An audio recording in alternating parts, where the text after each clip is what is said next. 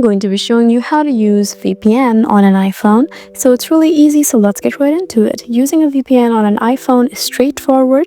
You can either use a VPN app from the App Store or manually configure a VPN. So here's how to do it. Just go to the App Store, go to your app library, search for App Store, it's right there at the top, and download a trusted VPN. You have multiple VPNs here: ExpressVPN, NordVPN, Proton VPN. It's completely up to you with what you choose. So after you've downloaded that app, you just need to sign up or log in and just connect it. So after you've logged in, you should see something like this. And what you need to do is just tap on this button here and toggle this on, and you have successfully connected your device to a VPN. There's also an easier way to just connect it.